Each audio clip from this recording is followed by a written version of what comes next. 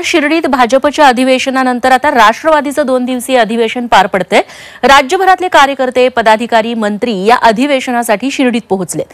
या अधिवेशनाला मंत्री धनंजय मुंडेंनी मात्र दांडी मारली आहे. पक्षाच्या महत्त्वाच्या अधिवेशनाकडे मुंडेंनी का पाठ फिरवली जाणून घेऊया. मंत्री धनंजय मुंडेंची शिर्डी अधिवेशनाला दांडी.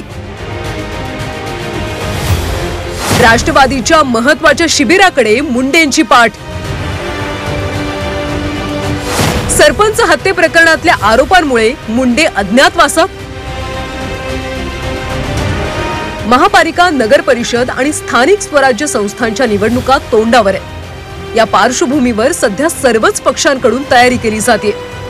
राष्ट्रवादी पक्षाने देखील आगामी निवडणुकांसाठी शिर्डीमध्ये नवसंकल्प अधिवेशन आयोजित केलंय. उपमुख्यमंत्री अजित पवारांच्या हस्ते ध्वजारोहण करून या अधिवेशनाची सुरुवात करण्यात आली. मात्र या अधिवेशनाला मंत्री धनंजय मुंडे गैरहजर आहेत.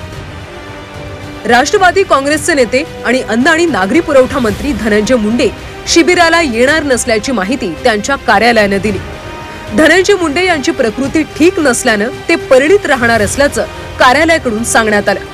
विशेष म्हणजे धनंजय मुंडे आणि छगन भुजबळ अधिवेशनाला उपस्थित राहणार असल्याचं प्रदेश अध्यक्ष सुनील तटकरे यांनी पत्रकार परिषदेत सांगितलं होतं.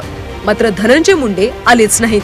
मसाजोगचे सरपंच संतोष देशमुख हत्या प्रकरणात धनंजय मुंडेंवर गंभीर आरोप केले जात आहेत. वाल्मी कराडला मंत्री मुंडेंचाच अप्रत्यक्ष पाठिंबा असल्याचा गंभीर आरोप होतोय.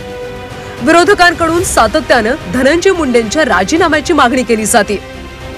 बीड मधल्या वाळू राखेचा गोरखधंदा मुंडेंमुळेच फोफावल्याचा देखील आरोप आहे.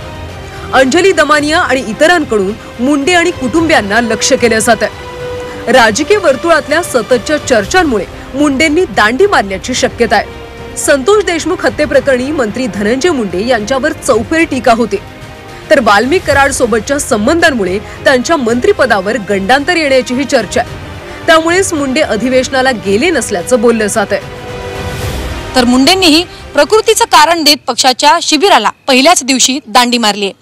गेल्या अनेक दिवसांपासून माध्यमांपासून दूर राहणारे धनंजय मुंडे पक्षाच्या कामात कधी सक्रिय होणार हे पाहणं महत्त्वाचं असणार आहे. सीमा आढे, झी 24 तास, मुंबई.